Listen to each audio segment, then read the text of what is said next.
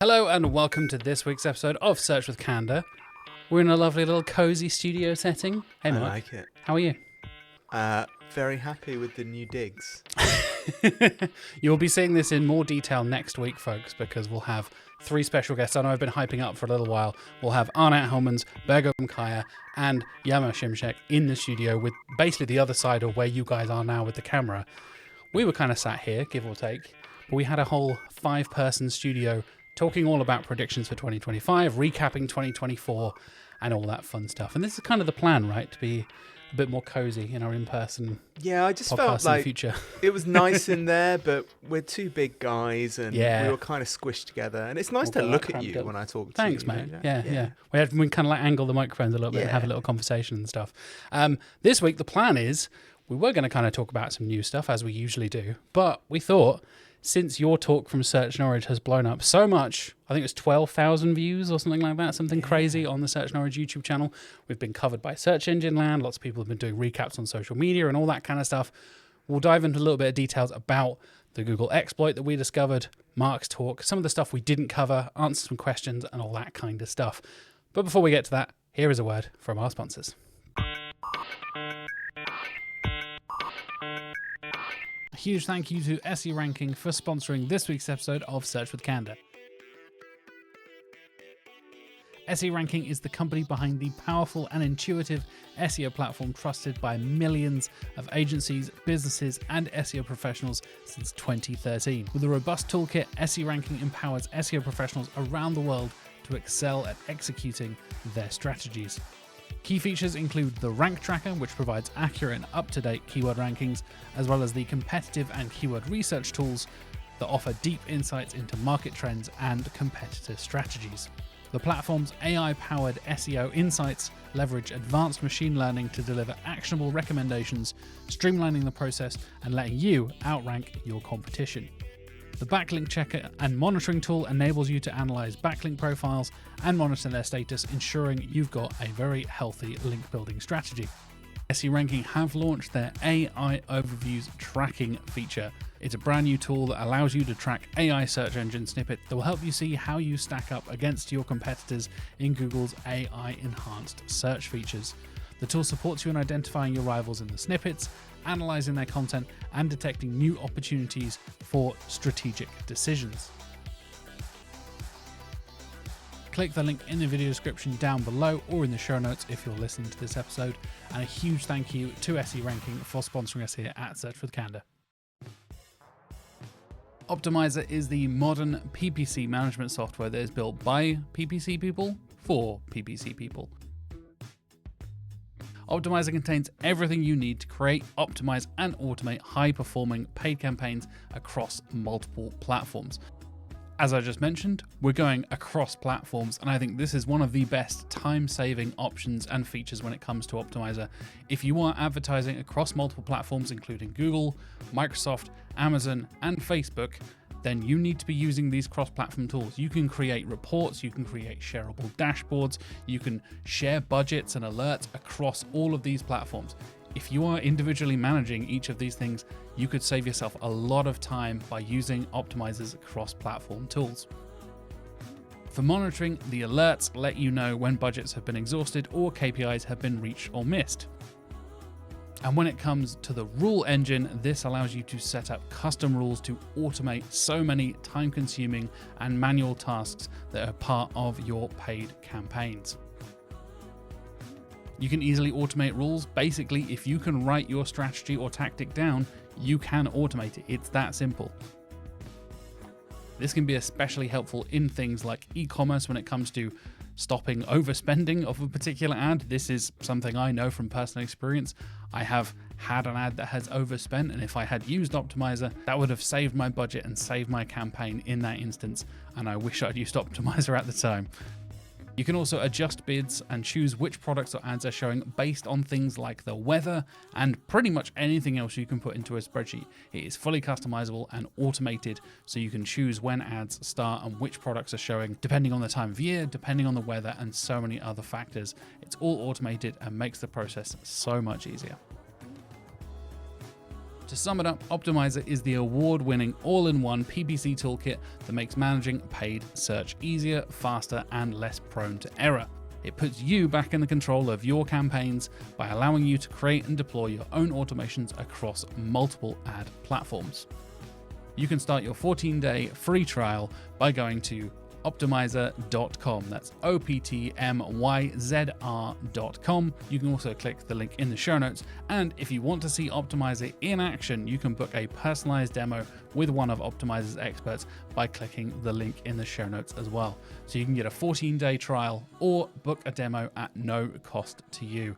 Like I said, go and click the link in the show notes or the video description down below. And a huge thank you to Optmyzr for sponsoring Search with Candour.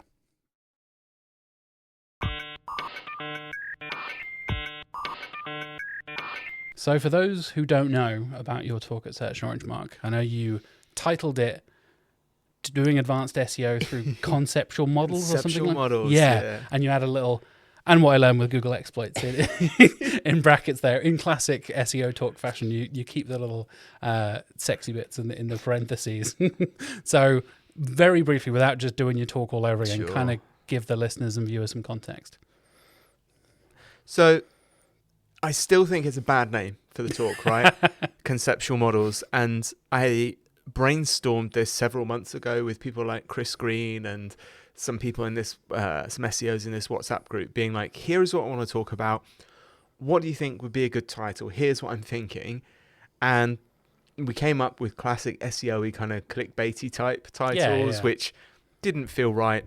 I think it was Chris who sort of said to me like, yeah, that is quite accurate though, what it's about.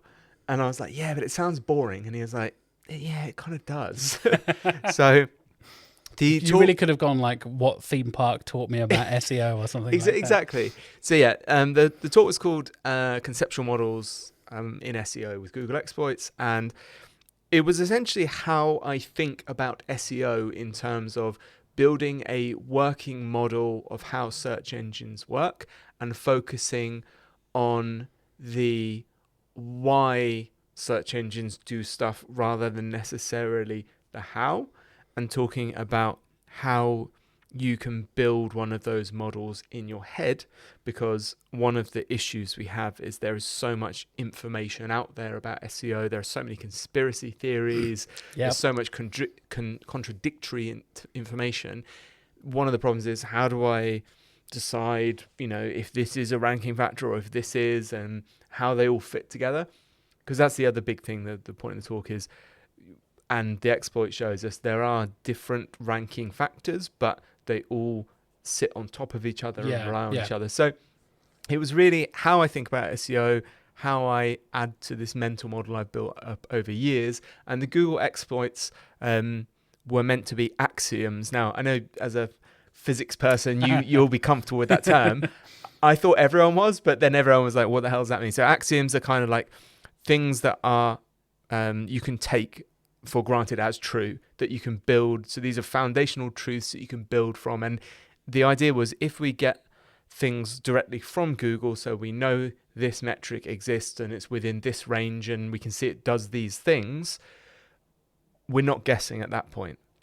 And that's, again, one of the difficulties about doing SEO, right? Which is that it's a guess, sometimes built on a guess, built on a guess. And when you start getting 3 or 4 guesses high, you can maybe go off course. Yeah, so I've seen like those error margin kind of graphs where it's like, oh, this one's 10%, and you stack another 10% on top of that, and another 10% on top of that, and it gets much and much bigger. And I think that's something really important as an SEO community. Sometimes we don't think about enough, which is like, how big is my error margin, and how far am I from something I know is a fact? Yeah. Because if you start building... By the time you're making decisions, you're 4 or 5 steps away and you could be in some trouble. Exactly. And then you have nothing that's based in reality. So that's what the talk's about. And also theme park and video games. And theme park and video games. Yeah, so framed in video games, because I do love a video game. I've noticed. Yeah, funnily enough. It was funny seeing people react, and I know you commented on this earlier when we were chatting about it. The fact that theme park is brought up, and I remember that from PlayStation 1 back in the day. Obviously, you're much more of a PC gamer than I am. Yeah. But then a lot of people talking about, oh yeah, I love like Hospital or like Theme Hospital or Yeah. Roller Coaster Tycoon or whatever, like the later versions. And I know there's been a bit of a revival of these kind of sim games happening. So I think that helps definitely like resonate and stuff, right? You've got to have a bit of that in a kind of talk to translate it to people and make it more kind of workable for them and stuff like that, right? Yeah, so I explained kind of how I think about SEO in terms of video games, because for me, that wasn't even like a narrative device. It was legitimately how I think about things. It's not just a bit. No, it's not a bit. And, some people do genuinely laugh at it when I explain to them. I honestly... Don't oversalt your chips. That's how I do SEO. Like, yeah. Yeah, but getting good at those types of video games, not like COD, but like games like Theme Park, legitimately the way that you approach learning about those games, those systems, which is what they are, and seeing I do this thing and this thing happens and I change these variables and this happens, and then short-term, long-term impacts, cause effect. That's legitimately how I got good at other business things in life, whether it's running a business or whether it's doing something like SEO. So it wasn't like a narrative device. It was honestly like you can frame these things like SEO in a useful fashion in the same kind of framework. Yeah.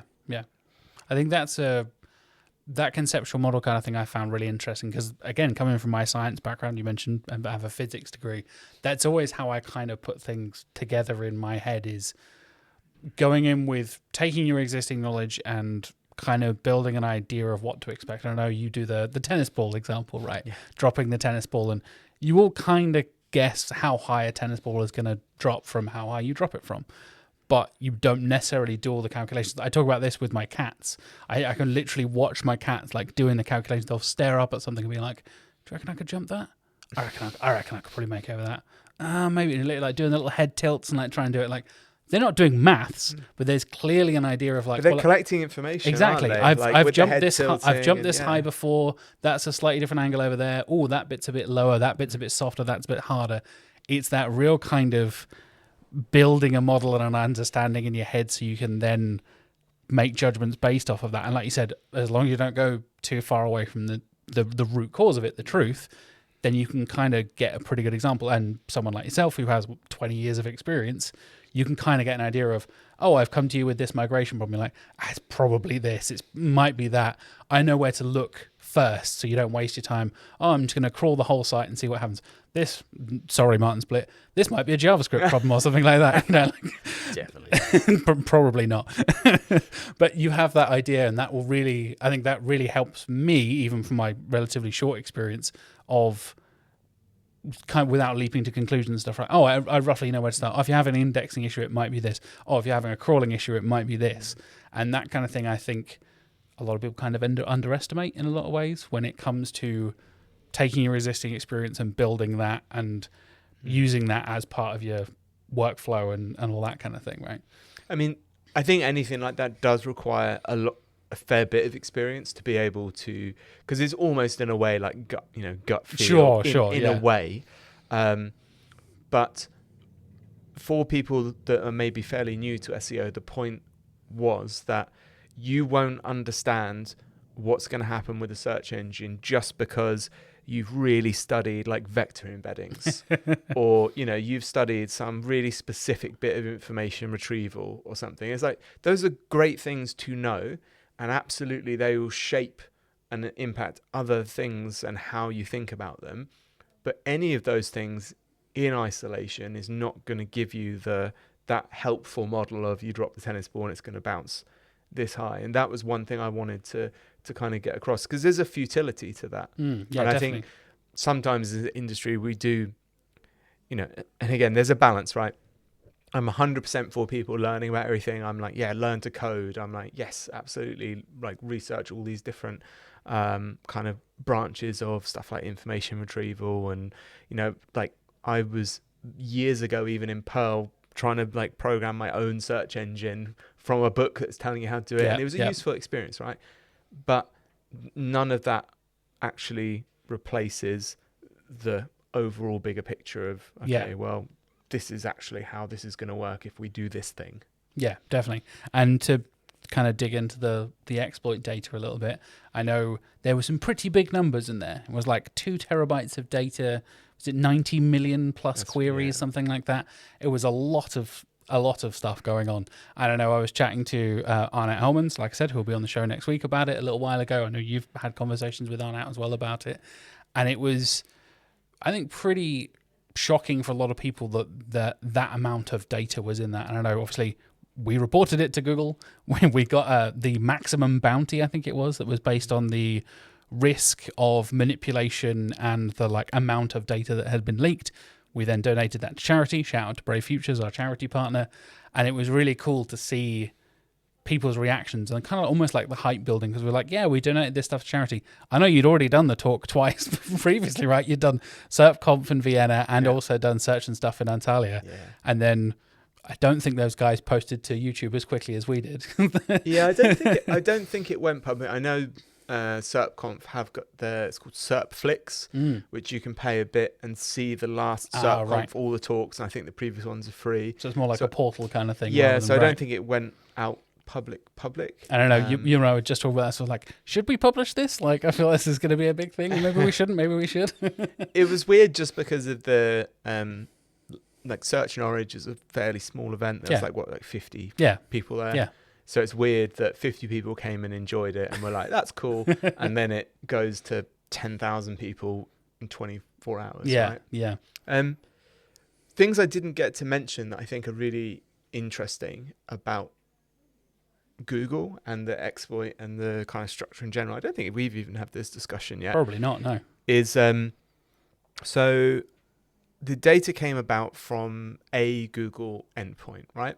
And as far as I understand, so you'll have to take everything I say now as this is my understanding from, things that I've seen, and, this is how I think this is set up and working. So to me, it looks like there are several Google endpoints. And by endpoints, I mean these are places that surface information to Google's front end. So there is, for instance, so we know PageRank is still used by Google, right? In some form. Okay. We got no data about PageRank in this exploit because I don't think PageRank is a metric that needs to be surfaced to the front end. Yep. So firstly, I would say this, whatever we found, didn't found, this isn't the entirety of Google's algorithm. None of that previous algo leak that everybody freaked out about. So, and so if we stick within the realms of axioms, axiomatic things we know, the data that the impact of the metrics that we saw were at least definitely impacting front-end features. And why that's important is that a lot of front-end features, and by front-end features I mean things like people also ask results, featured snippets, map packs, things like that. SERP features, things you're going to see actually on the SERPs, right? Yeah. Exactly. Are generated post-ranking. So that means that Google has a query and it generates a list of sites for whatever location that's going to rank for that. And then before that SERP comes out of the oven, Google sometimes seasons it and is like, I'll add a rich snippet in here and a PAA here. And to do that, it still needs information, metrics that they have collected during that big kind of calculation. So it would seem logical to me that most of the metrics that are surfaced through an endpoint like this are surfaced because they have some kind of usefulness at that post-ranking front-end stage, right? Yep. It doesn't mean they are not related to anything that is happening in the back end or other impacts on ranking, absolutely.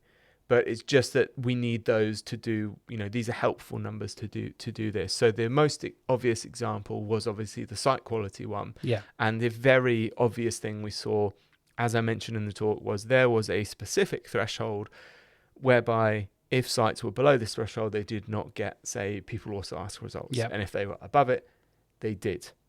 So that was one thing I think was interesting in terms of understanding what type of data you get in that endpoint, and two, understanding that's how Google works. That's a thing that happens, because one of the points of the talk was this threshold exists, and you have seen loads of guides online about, say, like, here's how you win a featured snippet.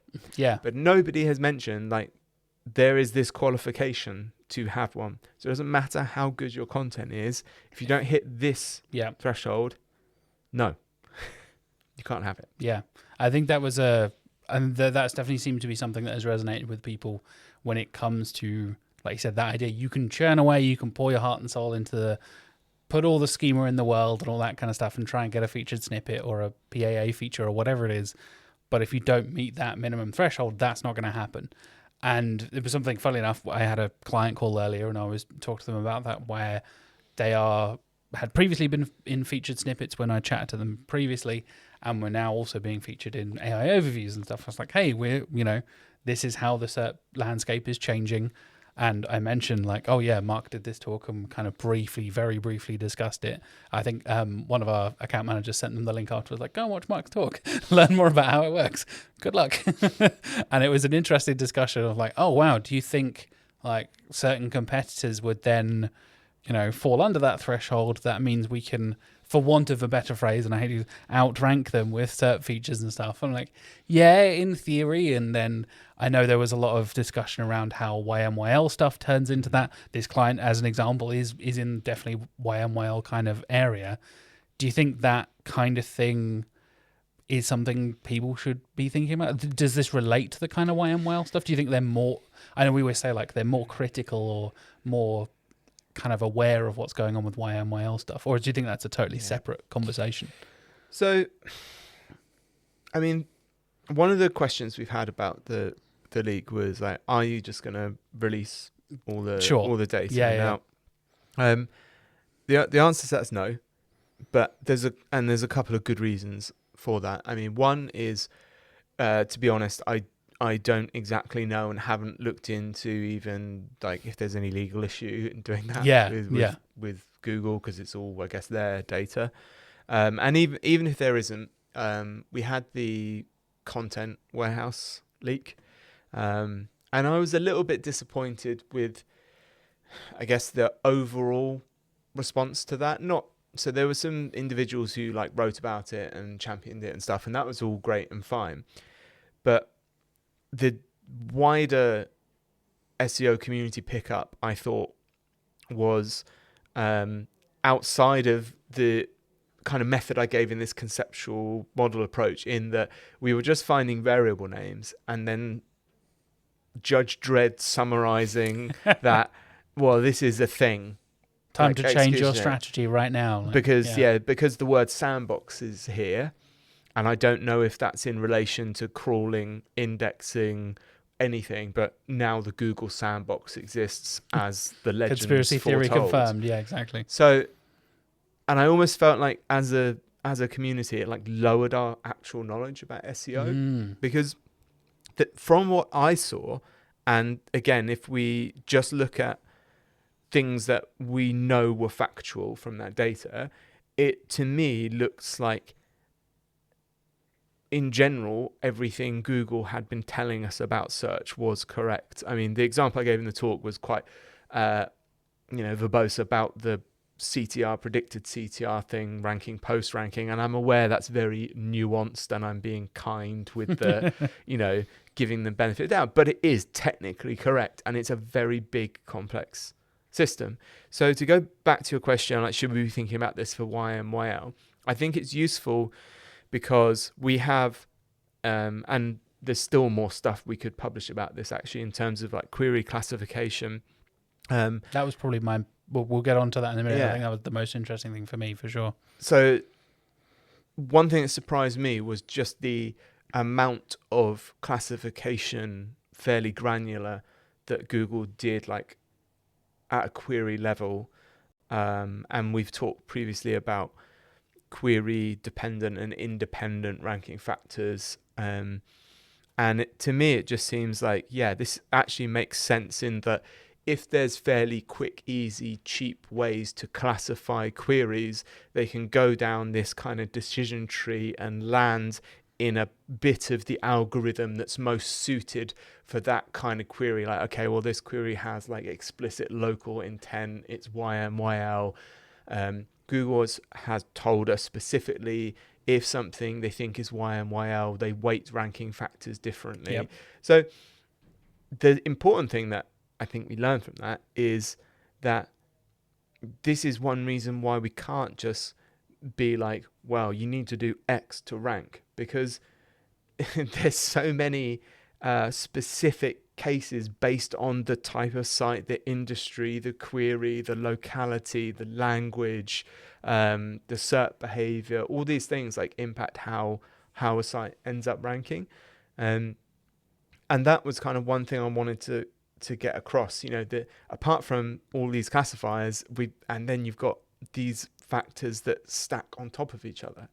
And we've seen like AJ Cohen post about like rings before, and working from cheaper to more computationally expensive kind of systems, which all makes perfect sense. Like, if you can determine cheaply and quickly that something is spam and crap, why would you waste, you know, expensive, limited computer resource doing some kind of expensive analysis? As we would say, especially at the scale that Google is doing everything, right? And we talk about how expensive, like the LLM side of things is, an AI overview is, and all that kind of stuff. If you can do it cheaply, especially for billions, trillions of queries, that's totally going to make sense. Absolutely. So I don't necessarily think it's something on a granular level you need to think about. However, one thing that we are going to publish from this is we're going to try and build some of like these classifiers to be able to say, okay, well, we think Google thinks this is a YMYL query, for instance, or we had those refined query semantic classes, the 8 of them that we published, which I thought was quite interesting. So I think what's actionable from that, I think, is we can do some studies, and we're doing one at the moment with SE ranking, as to how they correlate to specific SERP features. So we can see, okay, well, if we're producing this kind of content for these 50 queries, we know they're classified as this, and there's almost always a video or whatever. Like, we can help plan what we need to do to make the best possible content. Because again, Google's got all that feedback, and that's why they have like their Tanagram, and why they know people want images, or they want video, or they want a feature snippet here. Like, that's useful to us as people that are making content and websites to know, okay, Google's got this data and they've told us this is what people are looking for. So this is what we need to make to be in the running. Yeah, there's almost that kind of, you're almost, funnily enough, building like a conceptual model of the SERP then, right? And trying to understand, without literally doing SERP analysis, and I know, you know, there's quite a few tools out there, Keyword Insights, Systrix do some really good like SERP comparison kind of stuff. Even I know Systrix have like the literal screenshot of, and again, this is something the industry is talking more and more about, of how much of that actual screen space are you taking up in the AI view with your brand, with your name, all that kind of stuff. Having an idea of roughly what kind of features you're going to see from this particular query or this particular side of things, I think is a really interesting way to kind of get that ball rolling in a particular direction. When I'm doing kind of like keyword research and stuff, you're obviously thinking about search intent, you're thinking about how relevant it is to this brand and to this client and all that kind of stuff. But having an idea of, without going and manually searching every single time, of like, oh, should we be thinking about video content rather than a blog post? Should we be thinking about focusing on really high quality images if it's going to serve a carousel at the top instead? Having that kind of initial thought process, I think, can point you in the right direction really easily. And I think that's why I found those kind of 8 categories so interesting, because it helps kind of build that idea and kind of steer you in the right direction without having to go and manually check it yourself, kind of thing. Yeah, for me, the biggest surprise thing was like how the predicted CTR changed when we were updating like titles. So I think I mentioned in the talk, obviously that's something Google's been doing for a long time with Google Ads. They give you here's how we think the ads are going to perform in terms of predicted CTR. And while I'd always optimized for CTR being an SEO, I'd never really thought about it kind of the predicted CTR being a ranking factor. But it does make sense in that if Google can say, like, well, I think people are going to like this, which again, for me, is then an area which, especially for like big enterprise sites, where that's ripe for a machine learning, automated, iterative approach of let's optimize this. Because that's, again, a thing that is ripe for actual optimization, which is let's get as many people to click on this as possible within the, again, without metrics running wild, within the realm of we aren't like maladjusting the expectation. Because obviously you don't want to be like, click here for the best thing ever, win £1 million and stuff, all your dreams come true. And it's like, oh no, it's just an infographic. So that's something I think that I focus on more now since the leak, which is like, actually we need to be doing consistent, widespread tests. And if we've got enough data, like in Search Console, you know, using Hugging Face, stuff like that, it's more than possible to build predictive models to be like, this is actually what you should maybe try. We think this will give a better click-through rate. And of course you human review it, as in that will give a better click-through rate. Yes, it's still descriptive of what's on the page. It's not just clickbaity or outside of the brand or whatever. Exactly.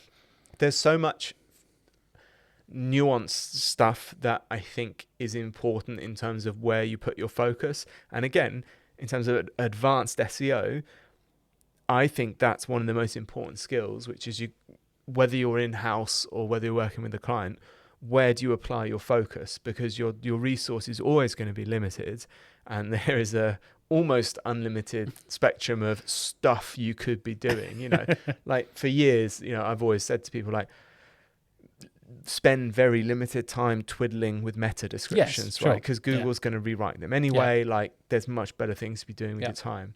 So this, for me, just again adjusted a few dials on, okay, it's probably actually worth spending more time on this.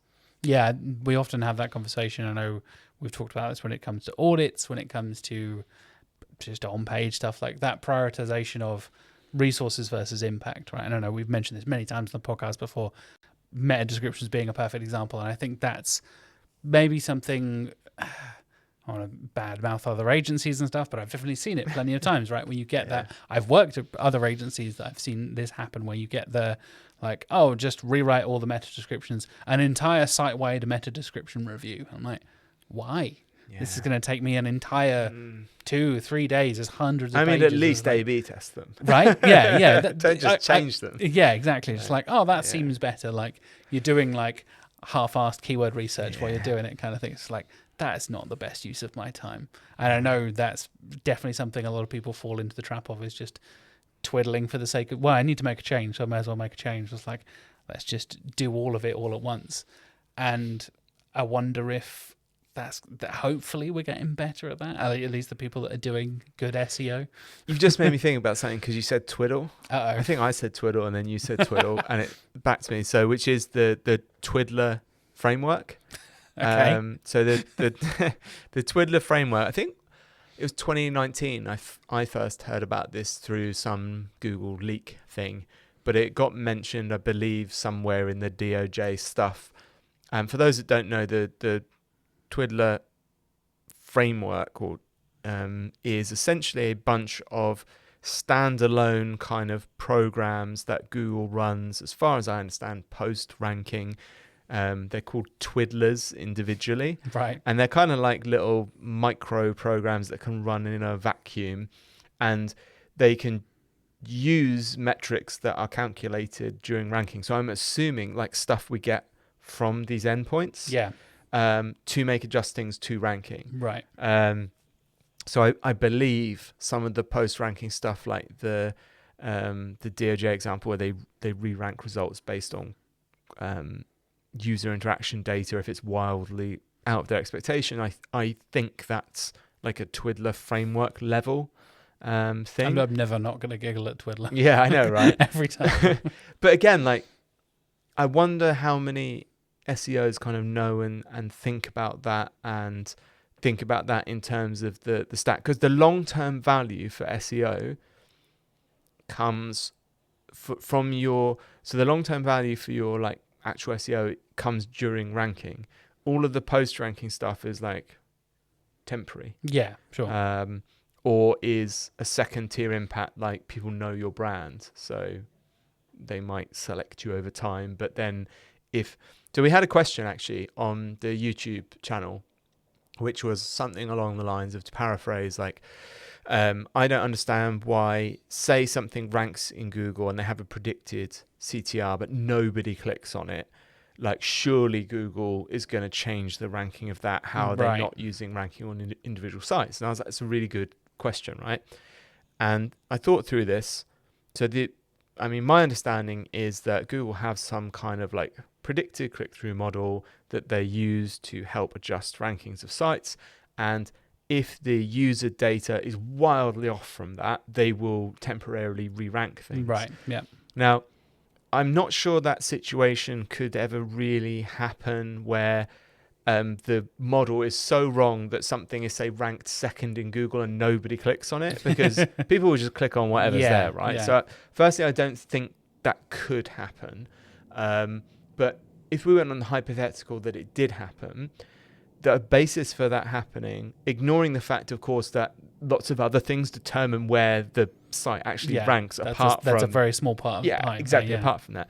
But assuming that did happen, it would mean that the model is very broken, that it let something so wildly wrong in. So I guess what would happen then would be that we would see a temporary re-ranking, in that other sites would be getting higher click-through rates wildly than expected. And then because the model is so wrong, the aggregate data would slowly change. Right. So like a counterbalance itself, the prediction would slowly move, and so that site would slowly go bloop by. That's what I would expect to happen. So, because again, like, I'm not saying that's definitely correct, but what I'm saying is that explanation at least fits with all of the facts that we have, and I class things that Googlers tell us plain as day, this works like this doesn't work like this, as fact, right? Yeah. And one of the things they say is we don't use CTR directly in the ranking phase.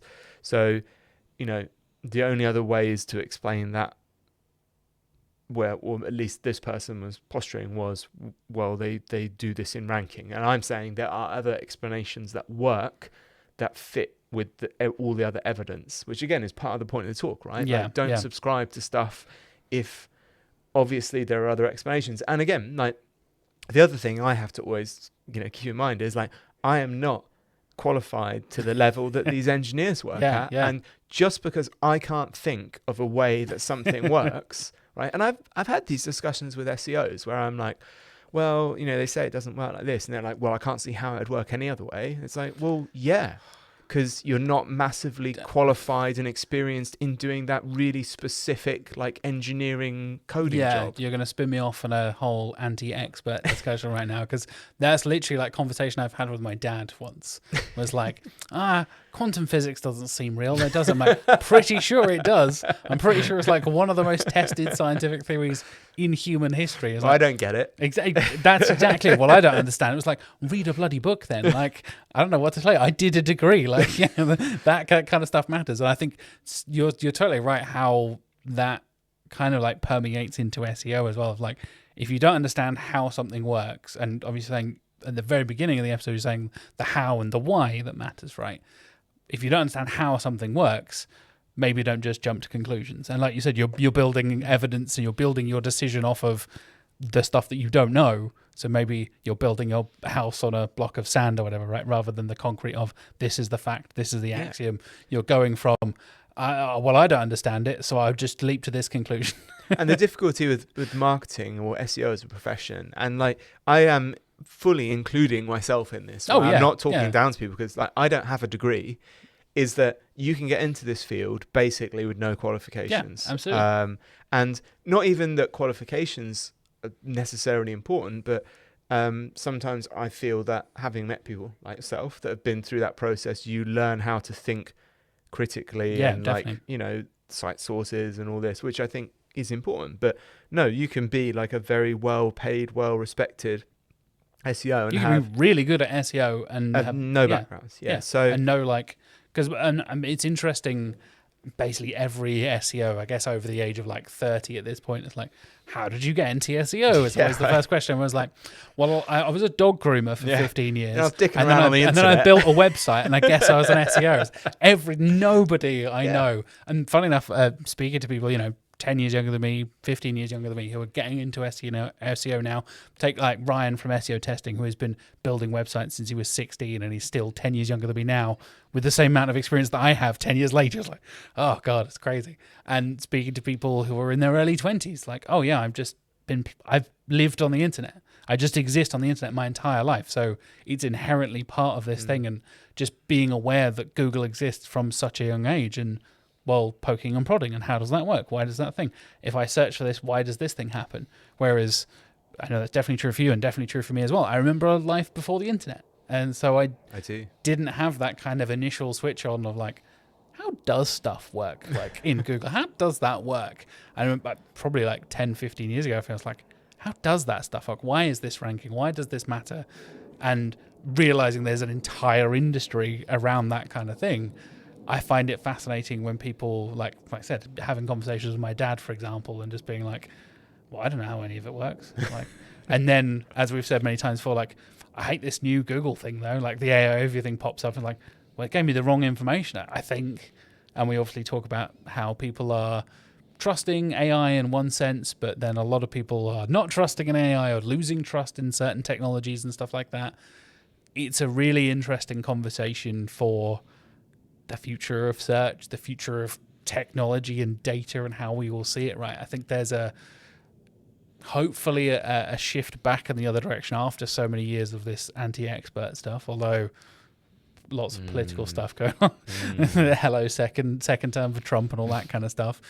We're going to get more sunscreen and bleach and all that kind of stuff to fix COVID and all that kind of thing. But coming back off of that tangent, I think having that fundamental basis, even if that's just from experience, like yourself, like not having a science degree, I think that helped me in a way to kind of get in with, like you said, with that critical thinking side of things. But you can build that from your experience. You can just, I know you always say this, like, build your own website, start doing your own tests, all this kind of stuff. Get your hands dirty and do the work. Yeah, exactly. Do the work and find out for yourself. Exactly. Yeah. See what happens. I've totally been doing this, and I mentioned this on last week's episode when I was talking about the top 10 episodes of 2024. I've been playing around with YouTube all year. Does this title work? Does this thumbnail make a difference? I've been, you can ABC test, I guess, 3 YouTube thumbnails to see which one gets the highest click rate and all this kind of stuff.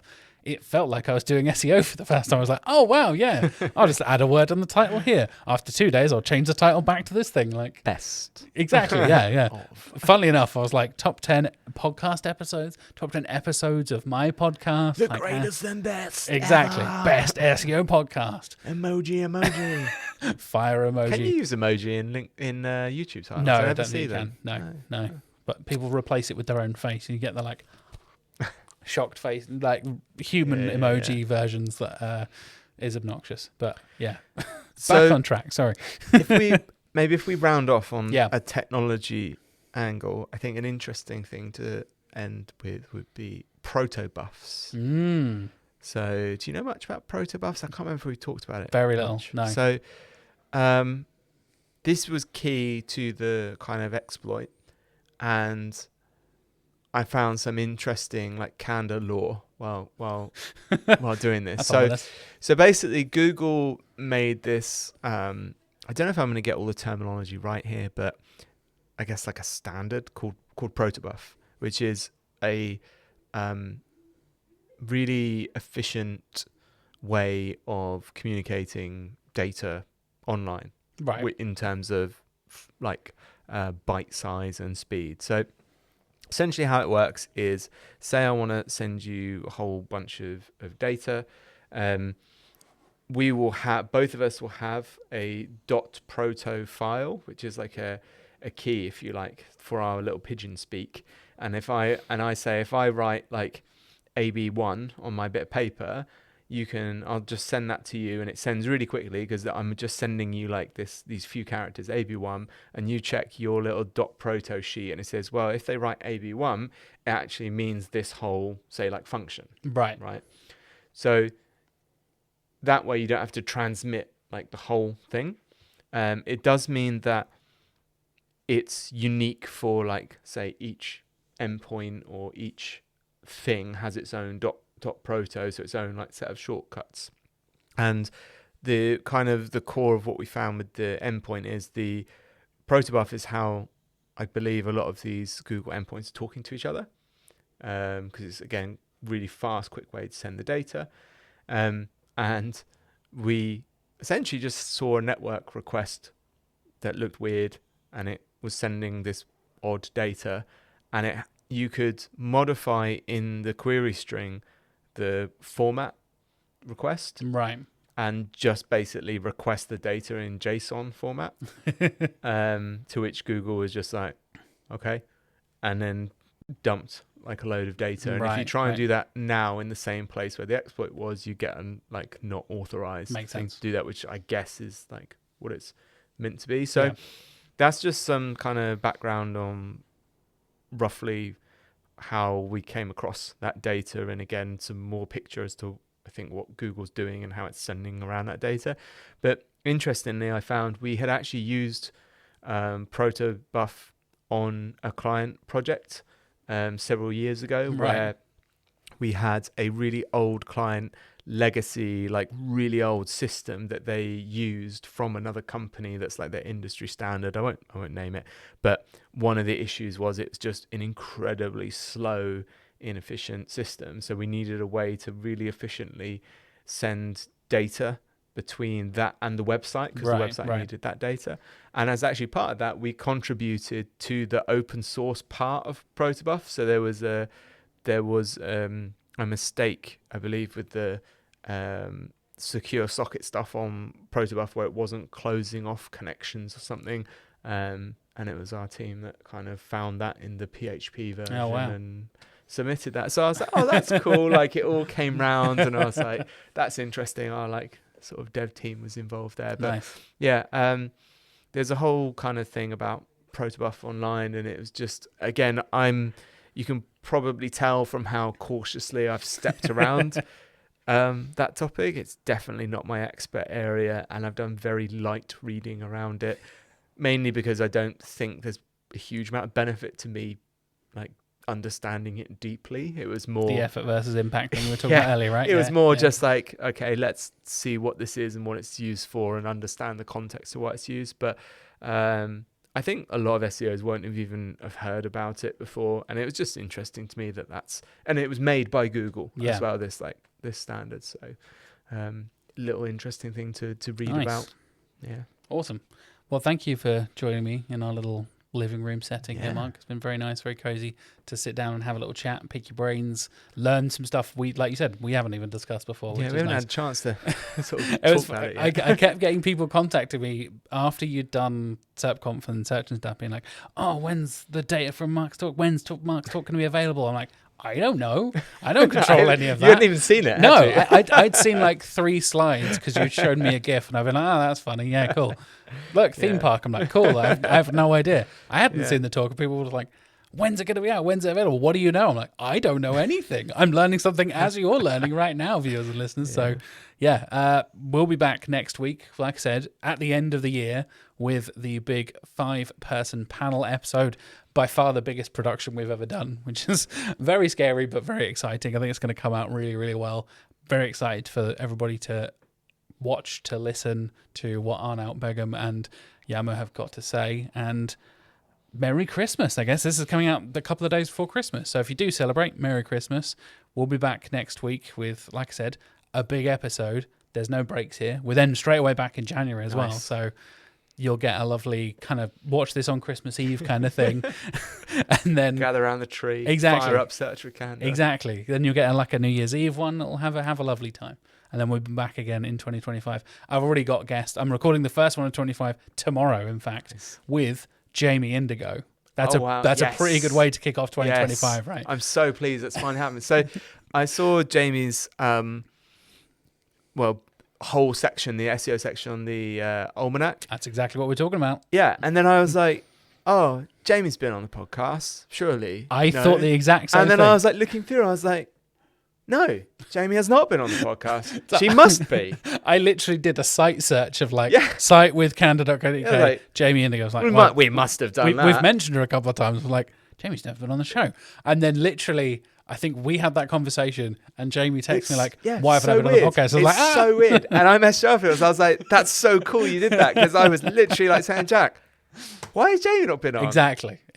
Dream guest. I'm really looking forward. Jamie's one of my favourite people to talk anything, basically metal, D&D, SEO, JavaScript, all that fun stuff. And yeah, we'll be breaking down basically the SEO chapter of the Web Almanac, how the Web Almanac is put together, along with Dave Smart and the rest of the guys who do the SEO side of things.